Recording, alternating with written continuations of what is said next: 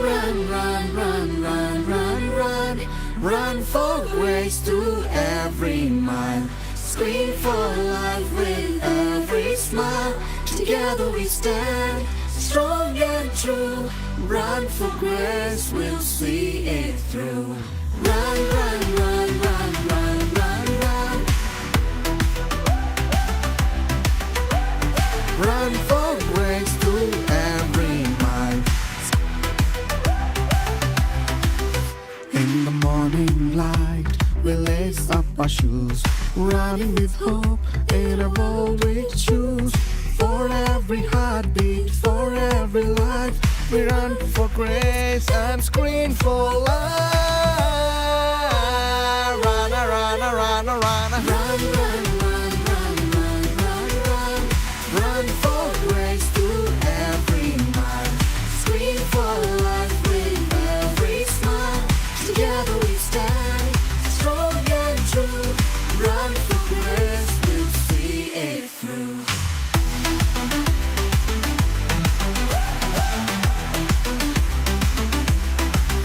With every step, we break the chains, lighting the path through joy and pain. For those we love, for those we have lost, we run for grace and scream for life. Run, run, run, run, run, run, run, run, run, run, run. Run for grace through every mile. Scream for life with every smile. Together we stand.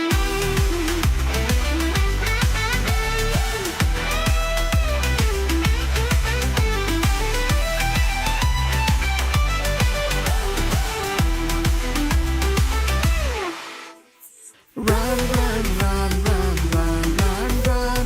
Run for grace through every mile. Run, run, run, run, run, run, run. Run for grace through every mile. Run, run, run, run, run, run, run, run, run, run, run, run, run, run, run. Run for grace through every mile.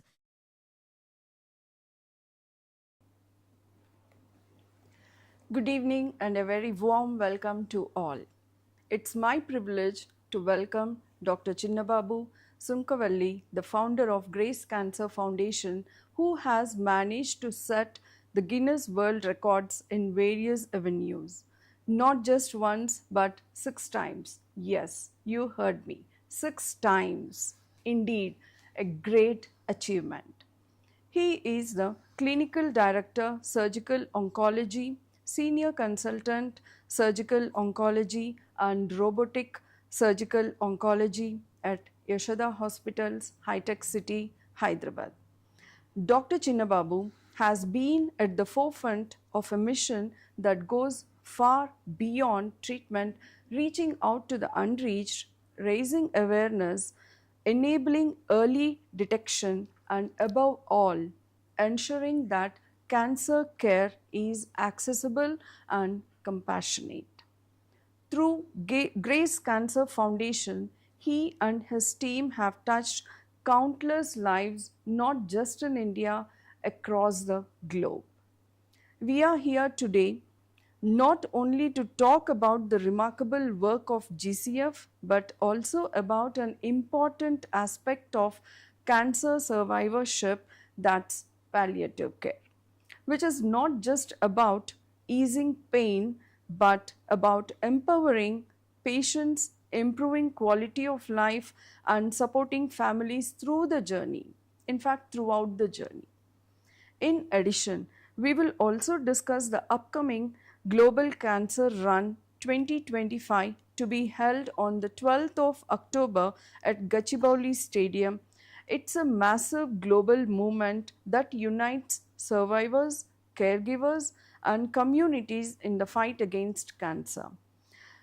Dr. Chinnababu, thank you for joining us today. Thank you, Rani.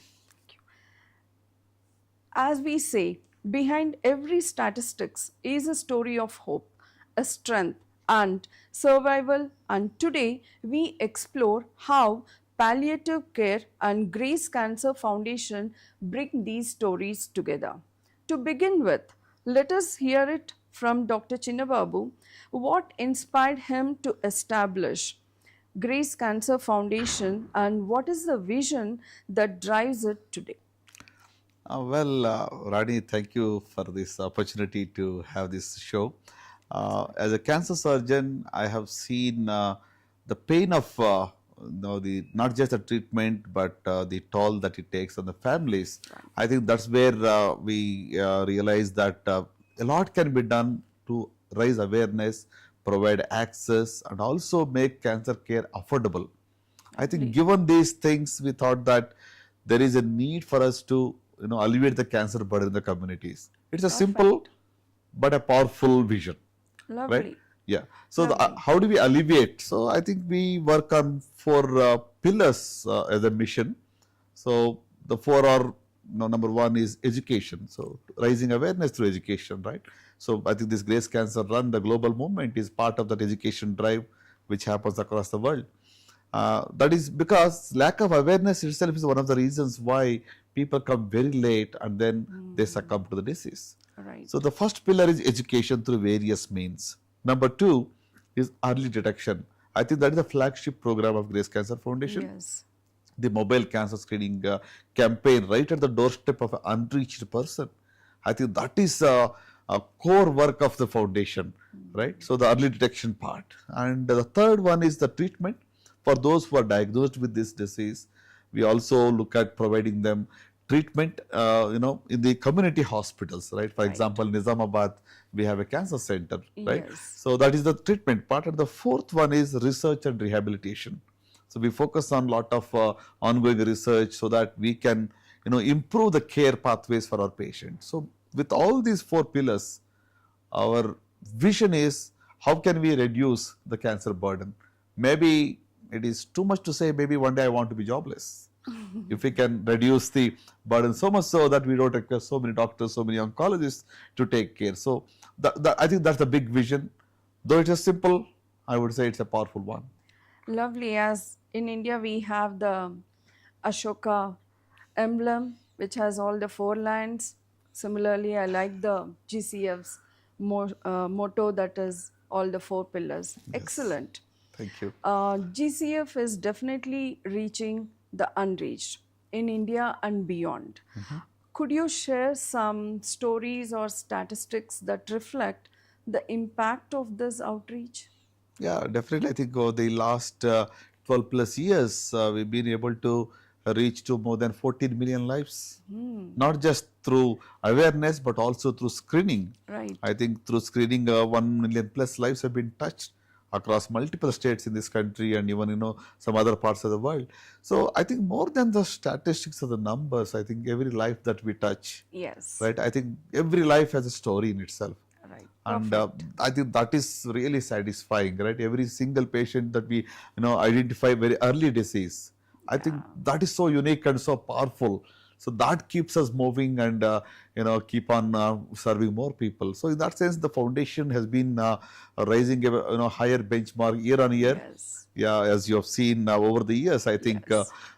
we've been now keeping a target of 100,000 people to be screened every year. Right now, for this year, we are at about 75 plus. By December, we should be able to close 100,000 people.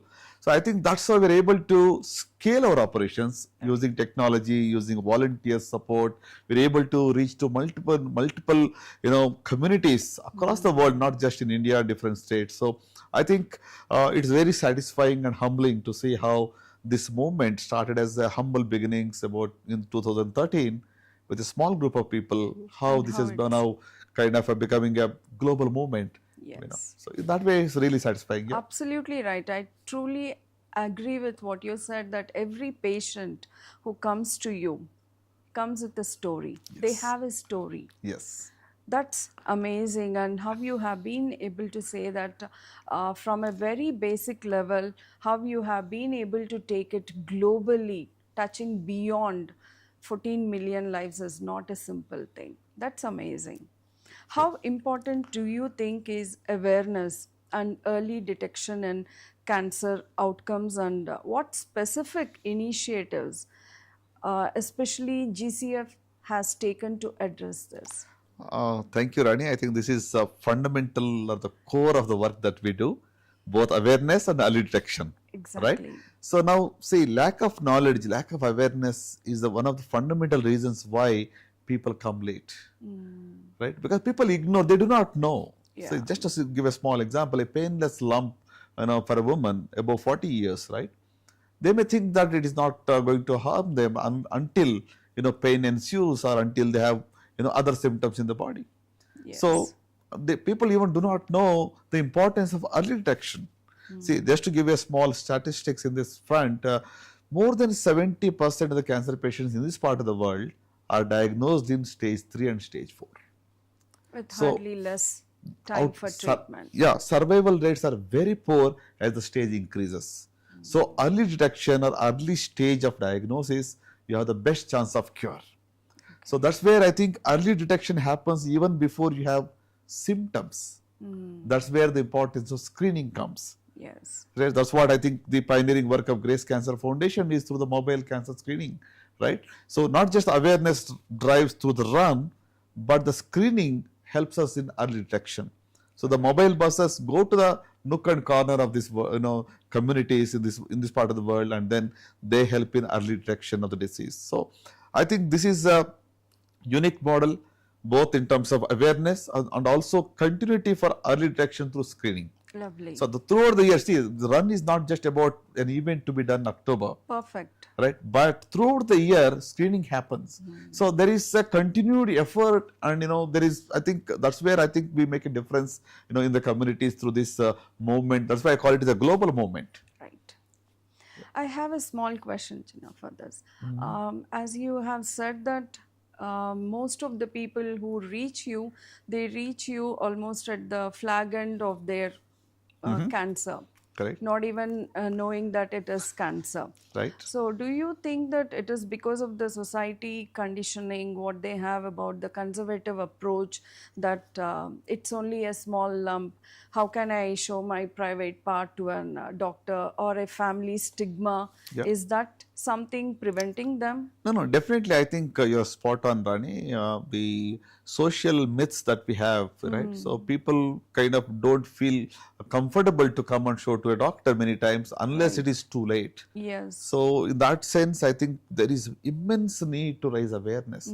I think, the October month, even as we are in this month, globally we see it's a breast cancer awareness month. Perfect. Right? So this is basically to raise awareness on breast cancer. If you look at the statistics again in India, number one cancer, especially in Hyderabad, breast cancer tops all the cancers in women. Number one. So number two is cervical cancer again, which is a preventable cancer. And so now there is no awareness, there is no knowledge about this. So people ignore, then people come very late. And many people, even as you rightly said, lot of stigma is around this. Getting a pap smear done, they do not want to kind of go to a doctor because they feel so much of prejudice is around this. Perfect. So in that sense, I think we need to break the barriers by raising awareness, by sensitizing the communities for early detection, and that's where I think we can have a best results and outcomes, in the fight against cancer. So I understand that awareness does play a most important role in this. Absolutely. Thank you. That's amazing.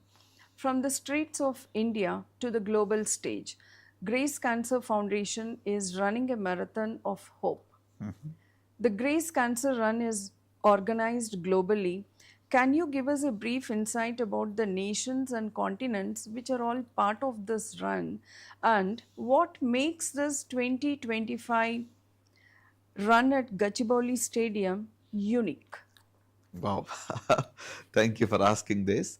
The Global Grace Cancer Run, initially we started, in the year 2018, the first edition, with about close to 5,000 people, 120 plus countries.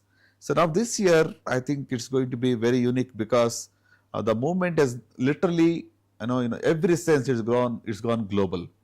On mode, the run is organized by various people, different organizations, individuals, communities. They come together to make this happen. confirmation. Already some countries have done, in their respective places. And just in America alone, more than 20 places run is going to have in physical format. That's amazing. So I think year on year we are growing in not just in scale, but I would say in terms of the impact as well, to kind of bring more and more partners together in this and raise the awareness to a newer level. So every step somebody takes is actually a step of hope for somebody in rural India. Right. Through screening. I think That's that is quite unique. That is very, very unique. Yes. Because it is not just about run on October 12th and then just go back Get to a your medal home and you just go back. No, it is not. That's not the motive at all. Absolutely. Right. So every step inspires us to go to these underserved communities and do the screening at their doorstep. We run 3 days ago, and we have crossed 32,000 people in Hyderabad alone. So in that sense, lot of trackers, right? So every community is coming together, right? So in that way, we're able to build that ecosystem of we all can come together and raise this kind of a war against cancer, and together we can beat this disease. So I think that's a very strong message out of Hyderabad. A global movement is happening. Yes. That person who comes there help. The participation for this run is all paid participation.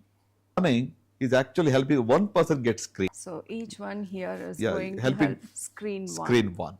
So in Amazing. in that sense, it's so unique and so Yes. powerful.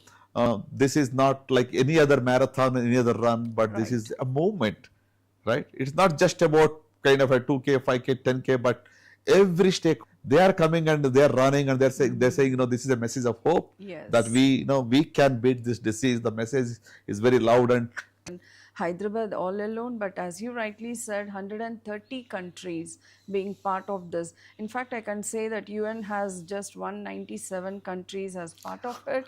It is seemingly happening. I just have one more small quick query.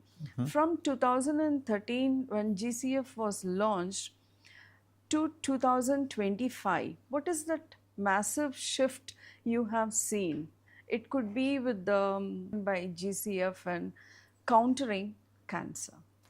Yeah, I think looking back at the journey in the last 12 years, we have launched quite a few significant movements, I would say. Other than the run is, of course, is a flagship event, which also helps in raising funds for cancer screening, Lovely. right? So cancer. Yes. So the HPV vaccination drives have become, very common for the organization now, going to the rural areas and raising awareness to these girls that if they take this shot, they can actually prevent one cancer in their lifetime, which is the second most common cancer.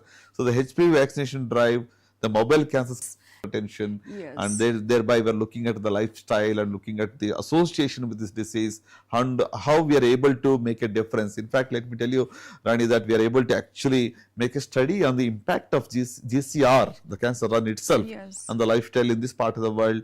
And maybe within 2 or 3 months, our publication should be ready. And we are looking at assessing what is the real impact in the lifestyle choices that people make, right? In terms of the habits that they have, in terms of their awareness levels. Yeah. What is the real impact? That measurement is also happening through the research wing, of the Grace Cancer Foundation. So I think we have moved from a paper-based consultation. Tele-screening is happening. Yeah. So we're able to remotely connect with people, and then able to guide them and advise them on screening and give them hope. So I think the AI solution, not just in terms of these the consultation, but even for our operational workflows. I think that's the areas without the wait period of 2 weeks or 3 weeks, with the AI available today, and we're able to access. We have the dashboards available real time. The electronic medical records have come in place, so that anybody who wants to look at what is happening for a screening camp in a particular village, they can log into our the EMR system and look at the impact each day real time with the dashboards there. I think that's a big shift from a Yes. paper-based to tech-based non-profit. We've been evolving over these years. Using AI to the best. Yes. Very good. Excellent. How do you envision this run bringing together survivors, caregivers, and communities to fight against not just the cancer, but the cancer stigma? I think, that's a really very good question, because it's not just about cancer, but the stigma around it. That's a bigger issue actually, Yeah. right? The stigma is actually making people not even, coming to seek medical attention when required. Exactly. So I think caregivers, the families, the conquerors, right? Everybody coming together, right? The corporates, the institutions, educational institutions, especially because you need to teach them young, right? So we are looking at Perfect. schools and colleges to drive this message across. For example, this year run, we are having a Telangana, the social welfare institutions, all the degree college students, more than 5,000 of them are participating, because these girls are the ones who have come from rural areas, and they would take the message that Definitely. everybody who comes and be part of this run, we are looking at least 5 takeaway messages to be given to them. Yes. So this is the minimum the expectations from they need to have a takeaway. Every participant. Every participant, they're looking at the lifestyle choices, looking at tobacco, curbing the tobacco usage, right? Looking at HPV vaccination, Yes. looking at physical activity Perfect. as the simplest means of good health, Yes. right? So like that, we are looking at not just the physical activity, but also about their food, Yeah. right? What they should eat. So you are what you eat. Eat right. Right? So eat right. Okay, be physically active. Say no to tobacco. Right? Get HPV vaccination done. Yes. Right? Maintain ideal body weight at all times. I think these are all simple but powerful ones. Perfect. Very well said that they are very simple, which we often tend to ignore. Yes. And that puts us in the Yeah. crossroads Yeah. many a times. So I think this is also another unique aspect of this run this year, that every participant has to take these 5 takeaways along with them. It's Yes. like a promise. I promise to myself that I adopt and I practice and preach them. Yes. That's good. That's good. Yeah. They say cancer changes lives, but through awareness, compassion, and palliative care, we can change cancer itself. Understanding palliative care is a need of the hour. Palliative care is not just for someone who is at the flag end of their life. It's again a myth which we need to rework on this, and we need to reorganize it to ensure that patients do get enough care. So as part of this, many people equate palliative care with end of life care. Could you explain why palliative care is actually a cornerstone of cancer survivorship? Yeah, I think this is very, very important question, because cancer survivorship talks not just about end of life care. Yeah.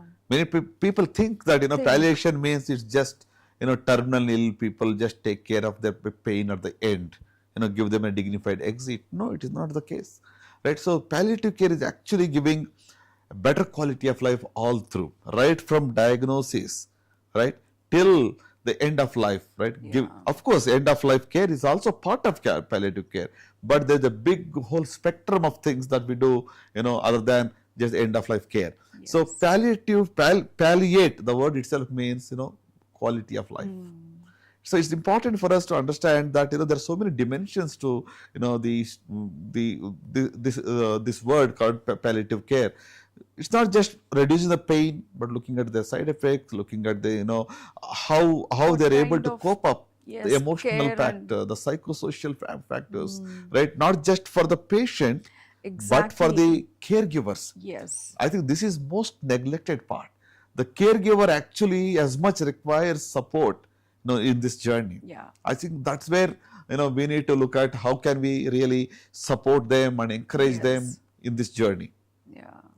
Yes, we often see that the patient is definitely they are suffering, but along with them, the entire family or the entire society also is suffering. Yes. So this I think is most important. How do you think that palliative care can empower patients and families beyond just managing pain? See, it's like saying a patient that you are in control of your life. In a way, what I can say is that patient and their families are actually given choices right? They're actually kind of given options which can relieve their fear, which can actually restore that, they are in control of every decision, and they're aware of what's happening all through the process. Nothing just happens by chance there. So in that sense, patient is and their families are empowered. There's a shared decision making in every step, right? What are the pros and cons of a particular treatment? Should we opt for this or not opt for this? What are the side effects? How can I manage that? Right? How does it affect my daily living? So I think it's a comprehensive care, not just a medical or in terms of medicines for pain relief, but in terms of the emotional and the mental health as well. So I think that's where it gives better control and better empowerment to the patient and their families. The socio-economic well-being of the Yes, sometimes the caretakers. financial toxicity of treatment, Exactly. it is really huge, especially for those with advanced stages. With the cost of therapy is so much that it's better that we need to discuss them every options available, Yeah. and then they make a informed decision. Right. Yeah, Most of the time you would have seen how patients find it difficult to raise their sources of money for funding themselves, and absolutely. that's an big challenge for them. That's right. In your experience as a clinical director, especially oncology, how early should palliative care be integrated with mainstream cancer treatment? Well, Rani, I think this is one thing that I would say is an unmet need in this part of the world, wherein we always look at palliative care only when things have gotten worse. Right. When you think, okay, you're giving up, and then you think of, okay, where do we put them? How do we take care of the all the end of life Yeah. care? So it is not that way. We need to integrate the palliative care right from the diagnosis. We need Okay. to keep the entire journey, you need to give that support.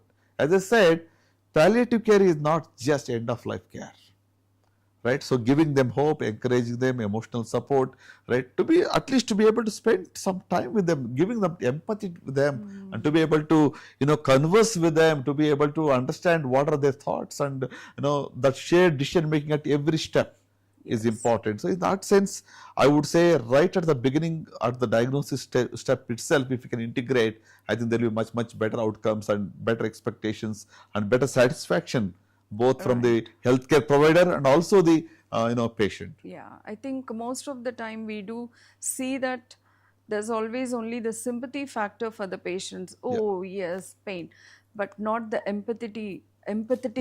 Yeah. factors, Yeah. which Yeah. are all missing over here. I think that's what you're insisting on. That's good.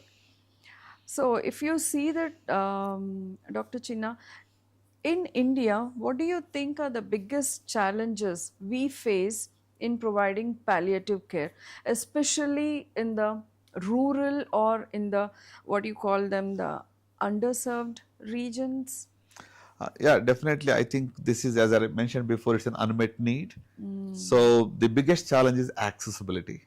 We do not have access to palliative care, In to the rural. majority of the people. I would say not even 2% of the Okay. population is covered with palliative care options. In rural areas, there is no access to the palliative care. No, we do not have resources, we do not have the wherewithal in terms of the storage, in terms of the medicines availability, especially the pain relief, Management, right. management. So I think the access is a big issue. Lot of social stigma is there. People always think that many people think cancer is contagious, in fact, and Exactly. they kind of they do not want to have somebody suffering with this Right. disease at their home. Sometimes they I think there is this is a bigger issue. In the days ahead, I would see that lot and lot efforts have to be put to strengthen this, so that more and more medical professionals are trained, nursing and other paramedical staff are trained, and then we're able to actually provide these services. I think that is a big need, and more than the diagnosis, screening and all that, I think this is also Equally important. very important part, and helps us in the whole journey of a patient. Yeah. Right. That's interesting. How do you see palliative care evolving in India in the next decade, and what role can organizations like GCF you think can play in shaping that future? I think in the next one decade, thanks to the technological advances that we have, I would say that palliative care becomes a fundamental part of the cancer care, a comprehensive cancer care being given, in every hospital, right? May it be a community cancer hospital in the rural areas, or may it be a comprehensive type, kind of a cancer care center, tertiary cancer care center in cities like Hyderabad. So in every hospital, in every unit, palliative care specialists will be part of the care system. So they will be involved right from the stage of diagnosis through their Right. entire journey, so that the caregiver also is given kind of a counseling to understand what they go through, what they must be prepared to, what kind of support systems required. I think, see, many times these are the things which we don't even feel like asking or talking about, because for some reason or other, because of the lack of resources, we really do not dwell into these aspects of people suffer silently. So now palliation is all giving the dignity, respect, right? Even in this journey, being empathetic to their requirements. I think that's where I see a big transformation is going to come in the next decade, wherein integration of palliative care medicine into every hospital, right, it becomes a fundamental, Right. kind of a right, and people will have access to this. I Along think with the mainstream mainstream, treatment, yes, palliative care also should be made it as part and parcel. absolutely. That's interesting, and wish all this are going to happen soon. And definitely, I know GCF is putting itself forward in many ways in ensuring palliative care is not neglected. Yes, I think on that note, Rani, let me just want to add, for our just to give an example of how the palliative care is given at a community cancer hospital. For Right. example, the Bridge Gap hospitals in Nizamabad, right, which I've been going Yes. for the last 15 years, and how GCF is actually transforming the Yeah. the cancer care in a community setting, right? The only cancer hospital probably catering to almost 5 districts in North Telangana, Nizamabad. right? So in that sense, we are able to now actually connect with the palliative care specialist in Hyderabad, who would go every week there and establish, we are tied up with Sparsh Hospice, and Okay. actually the team from here goes there and provides the entire palliative care, not just pain medication, right? So may it be morphine, may it be fentanyl patches, may it be counseling, may it be support care. It's all being given even in the rural areas. So this is one Lovely. step that we have taken to the foundation. But I think in the days ahead, I think GCF can scale up this palliative care effort, so that nobody is Yes. denied a dignified care that they deserve. Right. So I think in this fight, we need to be with them all through. Yes. It is not that somebody has a stage 4 disease, okay, you don't write them off. Yeah. They Right. do have the right to live fully Yes. in a dignified Yes, way. to the fullest. Yes. And as you have rightly quoted, China, as of now, GCF's baby foots are, well, baby steps are with the 5 districts what you're working on, and soon I can see that in next decade or less than that, it's going to cover up more than, as you rightly said, 130 countries, counting on GCF run this year. That is going to what be that. Thank you. What keeps you personally motivated in this demanding field of oncology and palliative care? Because day in, day out, all you can get to hear from your patients will be pain, and more pain. Yeah. It's their cries, it's the ghast, what family feels, and you just, I can say that you are only embedded and surrounded by this. So what keeps you motivated to look beyond what best you can provide to them? Well, if I have to answer this in one line, what keeps me going, going motivated is the resilience of the patients. Perfect. Because yesterday only I received a message from a patient of mine who said, "Sir, this 6 years now that you have operated on me for a surgery called Whipple's operation, which is a very big surgery for pancreatic cancer, and I'm doing all right now, and thanks to you, and I'm so grateful to you." Now this message gave me goosebumps. Lovely. Right. So I think this is the resilience of these patients who fight day in, day out.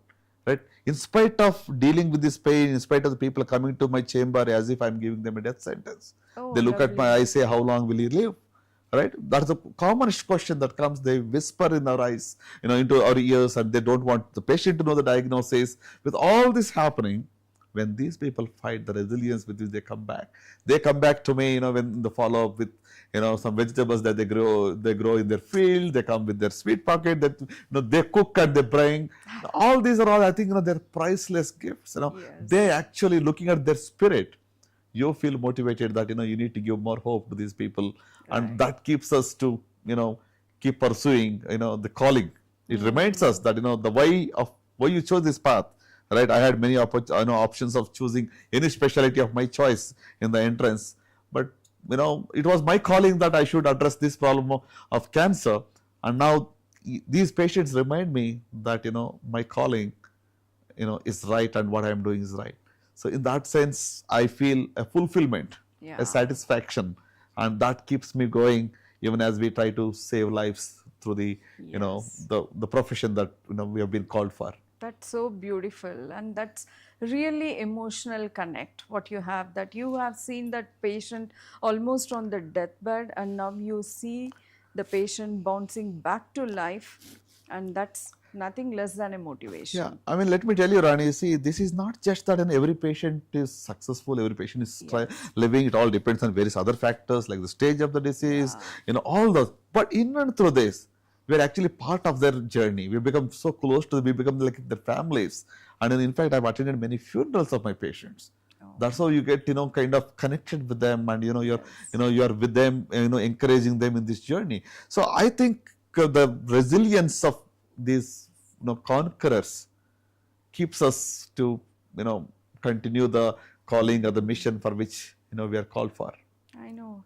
And I can also say that the hope with which what they come to you, Yeah. that's something we cannot just give it up. That Yeah. motivates us. Yes, I Come think to on. be able to give somebody hope is a Yeah, great privilege. exactly. Not many people have this opportunity, and I am blessed to be having, that kind of a privilege. That's the reason they patients see and feel that doctors are always gods and demigods to them. Nothing less I than don't that. subscribe to that. No, no, no. It is our It's just responsibility, our duty that we yes. exercise, That's right?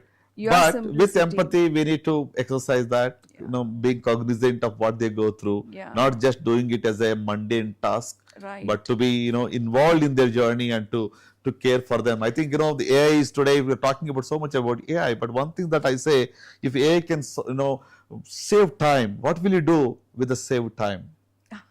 Right? Because Who is everybody it talks going to about, yield? right? Yeah, who So is it going to yield that time so to? if time is, saved, I would spend more time with my patient, Lovely. right? So I can be having a more empathetic connection with them, talk to Lovely. them, right? Communicate with them, right? Give them real hope. So I think that's where, we need. I find a great purpose in what I do, and of course through the foundation, we are very privileged to, serve people at scale, right? Yes. I think they are allowing us to serve them. Right. That is a privilege for us. That's amazing. That's really interesting and amazing. I think the conversation is getting really candid. And on this note, at this point, I would like to hear more from Miss Prisha Sunkavalli, who is Grace Cancer Foundation's Youth Ambassador, young, energetic, very vibrant, who began to develop this passion to do her bit in promoting and safeguarding the vision and mission of Grace Cancer Foundation right from a very young age. Now we have here Miss Prisha. Thank you, Prisha, for joining us. Thank you for Right. having me. Thank you. And since you belong to this adolescent group, I have a small question for you. How can the youth be part of such cancer awareness programs or the drives from their end? I think this is a very valid question because as youth, sometimes we prefer to spend our time on other things. However, I think it's important to do our part to give back to the society because we've been given so much and it is our responsibility. I think a few practical ways that we can do that is probably to volunteer, not just at Grace Cancer Foundation, at any organization that you feel led to help out, or to organize fundraisers, because by doing that you're not just promoting awareness but you're actually contributing for a good cause. Beautiful. So, and also you can do community outreach, reach out to the Lovely. underserved areas, and see what they need. May it be financially, psychologically, you can Yes. offer emotional support as well. So I think these are some areas that I would like to focus on. Yeah. Lovely. They are amazing and interesting, coming straight from the heart of an young ambassador. That's good. I do understand that unlike the adults, most of the time the youth nowadays are more focused and more into this social media. Yes. Do you think social media can play a prominent role in cancer awareness, especially amongst the people? Yes, definitely. I think social media has become a daily part of your life. Not a day goes by that you don't check your phone, scroll on Instagram or Facebook. I'm sure all of our viewers are watching it on some social media platform. Oh, yes. But I think when you spread awareness on social media platforms, you use it for a good cause, first of all. Perfect. Second of all, you reach people that you may not be able to in real life, Okay. and you spread awareness because you're contributing to a greater cause. Lovely. That's really interesting. Uh, Nice to hear that, especially from the adolescent and the young minds, how social media can also be induced to promote and create awareness. Yes. Being the youth and being the torch bearers of this society, I think this message goes clear to all the people.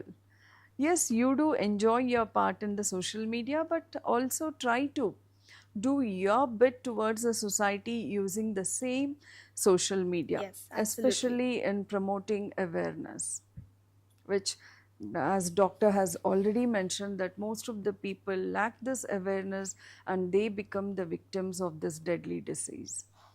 One last question for you, if Sure. you're good to take. Yes, Thank you. absolutely. What message would you like to give the young people, rather the young minds, I would also say, and volunteers who want to contribute to the cause of cancer awareness with palliative care? That's actually a very lovely question. To the passionate youth and the volunteers out there, I would say this. As a generation, we're quite passionate about the things that we love. We're passionate about food, we're passionate about music, we're passionate about sports. And when we channel this passion into something that is contributing to something beyond ourselves, that is when we have the power to impact society with our actions. Lovely.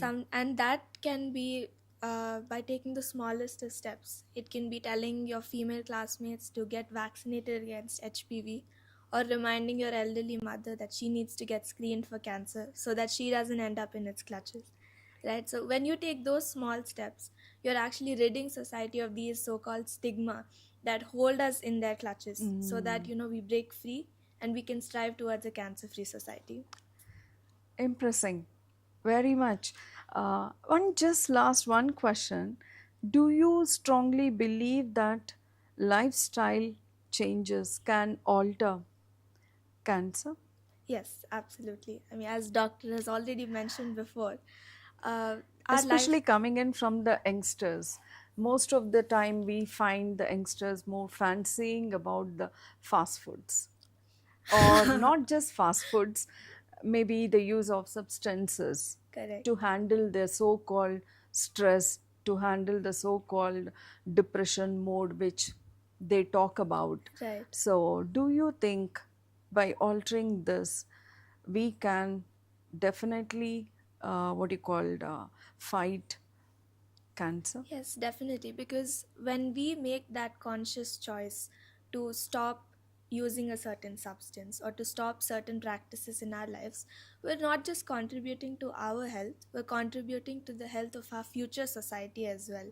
Because when we make that decision today that no, I'm going to quit tobacco, I'm going to quit alcohol, then we make that, then we are impacting the future society's health ecosystem in a way that we probably wouldn't imagine possible.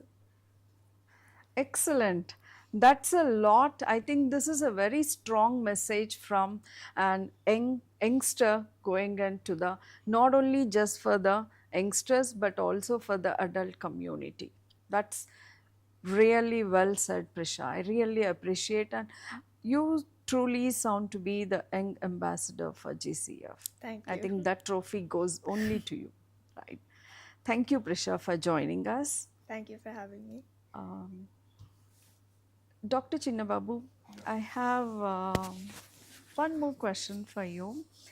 What words of encouragement would you like to share with cancer survivors and their families who might be watching or listening to this program? Well, to every survivor, I won't call you survivor, I'll say you're a conqueror. Conqueror, And amazing. the family listening to this show, let me tell you, you're not defined by cancer. You are defined by your courage, your resilience, your perseverance, your love. Yes. The way you endure this pain, Yeah. the way you carry yourself through this journey. I think that defines who you are. And let me tell you that you not only are kind of a hero for me, because for me the heroes are these are the conquerors are my heroes. Yes. It is not the effort that we put and to it is not that. They are Yeah. the actual heroes because they go through the entire grill, Yes. the psychologically, physically, so much of pain they Pain. endure and they come out of it. I think you are my heroes, and I only say that it's important for us to keep in mind it's not the number of years that we live that matters, how truly we live. Yeah. It is not adding years to life, but adding life to years. Wow. I think that's the most important thing that we miss many times. I think my only thing statement to you is that you are my inspiration. Thank That's you. amazing. I mean, That's I really salute to amazing. these conquerors, and they are Yes. the true heroes, and we need to kind of give a big heads off to them. Yeah. And it's a really hope for other people as well, right? Perfect. I mean, many times when they come to OPD for follow up, as today, in fact, this morning I had somebody, whom I did a stomach cancer surgery 5 years back. And today he said, sir, usually you do follow for 5 years. Now today is my day of celebration that, I am kind of announced as a cancer free altogether. Wow. Recurrence is not there. And he was celebrating so well. And he said, doctor, you need to come for wedding of my son. I felt so much part of their celebration. That, Yes. they inspire how they fought. And now kind of making us part of their celebration. I fully understand Yeah, that. I think it is really great experience to be Yeah. in this, in spite of all the negativity that people have in their mind, the stigma. But I tell you, as a professional, I thoroughly enjoy this, to be able to give hope and to be part of the journey of these heroes. Right? I think I'm really overwhelmed with their resilience. Yeah. These are all the Oscars which Yes. you are winning. Absolutely. Absolutely right. What you have said is absolutely right, because knowing that this is a deadly disease and with the stigmas that are being attached with it, overcoming all that and putting up a brave front that yes, I am going to be cancer free now. That feel is something what people cannot just express it out. Correct. That's amazing, Chinna. Yeah. So That's on good. that note, to add to you the importance of the run that is coming up on October Yes. 12th, I think I'm sure we have discussed a lot in the beginning about the run. Yes. I think physical activity, 30 minutes a day, Okay. 4 times a week, that is 120 minutes of physical activity. Is May it be must. running, may it be walking, may it be jogging, may any kind of a physical activity is going to be very beneficial. This itself gives you not just you can prevent. Yeah. See, let us prevent the preventable. It can prevent not just cancer, but from diabetes, from hypertension, Yeah. from cardiac, episodes. I think so much of so good with less investment. Yeah. It's only that you are actually investing your time for yourself, and Perfect. you feel so good after you run, after you Yes. walk. The endorphins make you feel so good, and your productivity will be so good for the day.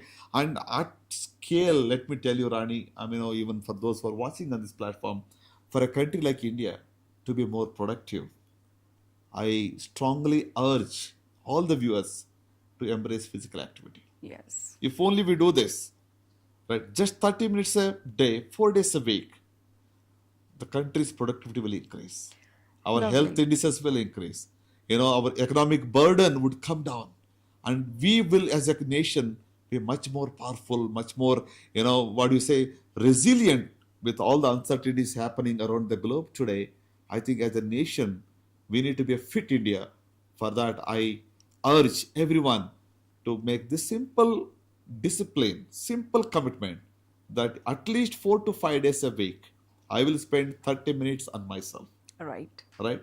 In and through this, you're actually not only going good to yourself, you're actually building the nation. Right. Right? The country's efficiency will increase, productivity will increase, the outputs will increase.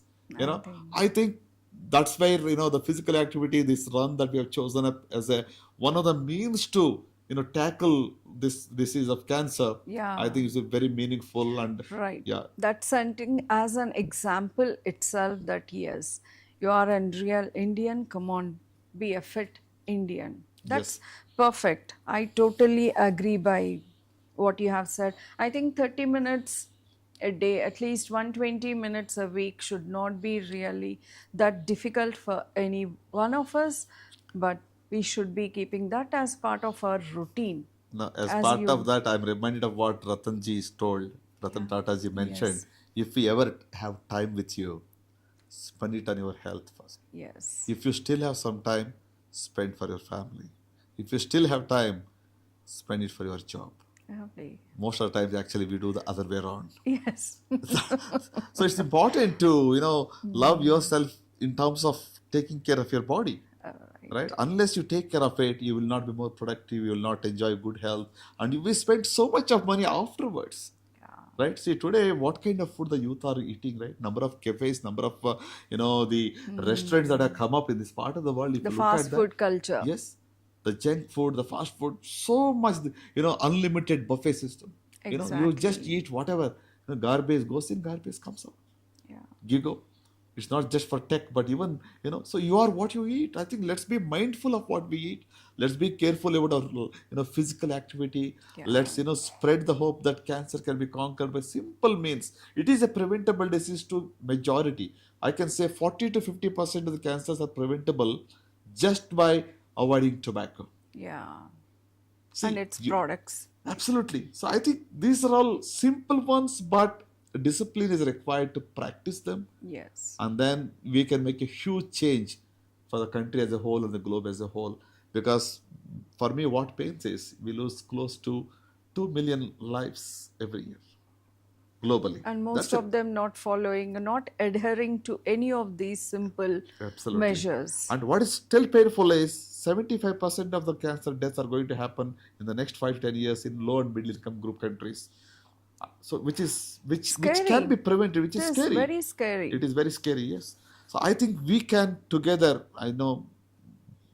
face this battle and make a real headways possible. Yes. Collectively, if we can, work together and make small choices in our own lifestyle, I think we can prevent this disease to a great extent.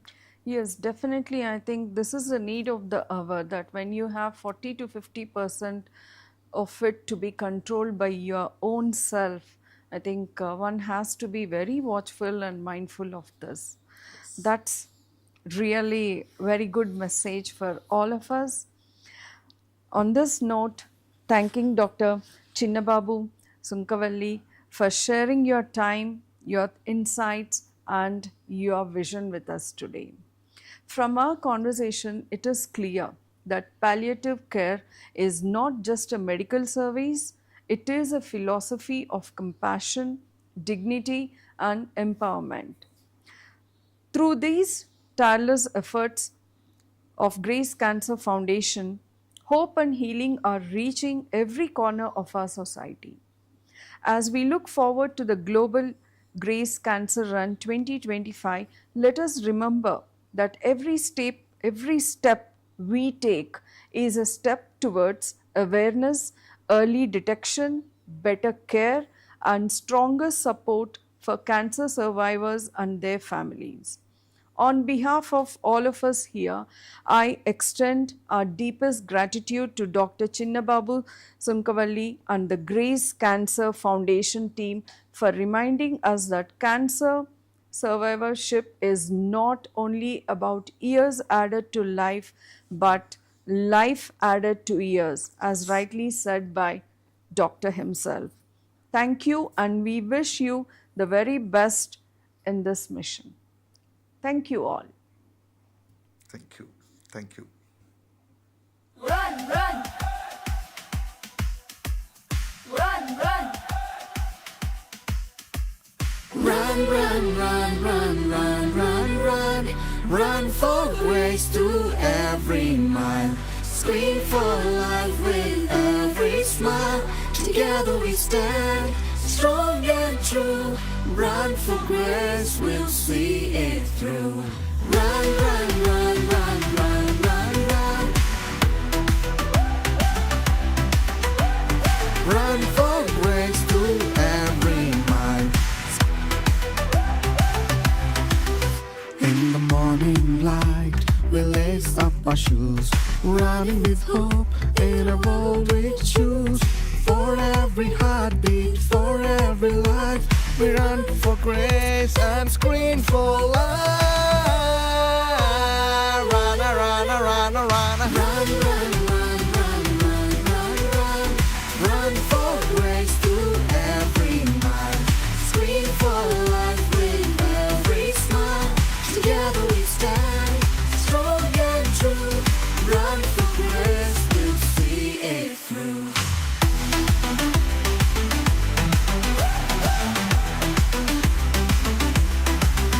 With every step, we break the chains, lighting the path through joy and pain. For those we love, for those we have lost, we run for grace and scream for life. Run, run, run, run, run, run, run, run, run, run, run. Run for grace through every mile. Scream for life with every smile. Together we stand.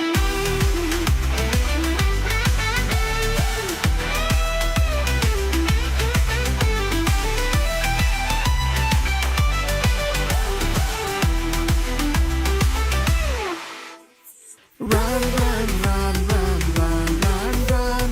Run for grace through every mile. Run, run, run, run, run, run, run. Run for grace through every mile.